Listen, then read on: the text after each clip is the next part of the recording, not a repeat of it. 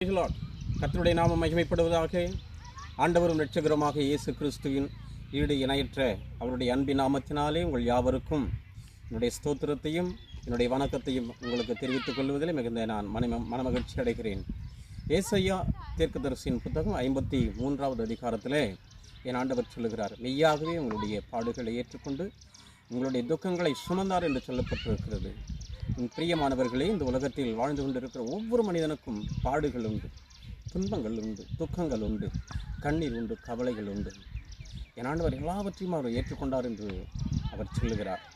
இன்றைக்கு உங்களுடைய பாரங்களை சுமப்பதற்கு ஒருவரும் இல்லையே, என்னை விசாரிப்பதற்கு ஒருவரும் இல்லையே என்று சொல்லிக்கூட அங்கலாய்த்து கொண்டிருக்கலாம். என் ஆண்டவரிடத்தில் நீங்கள் கேளுங்க, ஆண்டவரே எனக்கு இந்த பிரச்சனை இருக்குது, இந்த காரியம் என்னுடைய வாழ்க்கையில் நான் எதிர்பார்க்குற காரியங்கள் நிறைவேறலன்னு சொல்லி நீங்கள் கேளுங்க.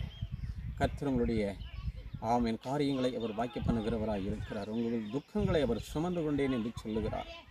துக்கங்கள் மனிதனுடைய வாழ்க்கையில் பொருளாதார ரீதியாக, சரீர பலவீனத்தின் ரீதியாக, சத்துருக்கள் அவனுடைய போராட்ட ரீதியாக பலவித கோணங்களிலே மனிதனுக்கு வாழ்க்கையில் துக்கத்தை கொண்டு வரக்கூடியதாக இருக்கிறது. அந்த துக்கம் ஒவ்வொரு மனிதனுடைய வாழ்க்கையிலும் வேதனை உண்டாக்குகிறது, சோதனையை கொண்டு வரக்கூடியது. வாழ்வதை விட சாவதே மேல் என்று சொல்லி அப்படிப்பட்ட நிலைமையில தள்ளப்படும் பொழுது ஒவ்வொரு மனிதன் இதுதான் வாழ்க்கையா, எவ்வளவுதான் என்று சொல்லி தன்னை மாய்த்து கொள்ளக்கூடிய சூழ்நிலை இருக்கிறது என்று அறிந்து அப்படி தவறான காரியங்களுக்கு போகக்கூடிய நண்பர்களும் உண்டு. பிரியமானவர்களே, இந்த வார்த்தை கேட்டுக்கொண்டிருக்கிற உங்கள் யாவருக்கும் ஆண்டவராக இயேசு கிறிஸ்து நாமத்தினாலே சொல்லுகிறேன், நீங்கள் ஆண்டவராக இயேசு கிறிஸ்து உள்ளத்தில் ஏற்றுக்கொள்ளுங்கள். உங்கள் பாரங்கள் அவர் மேல் வைத்து விடுங்கள்.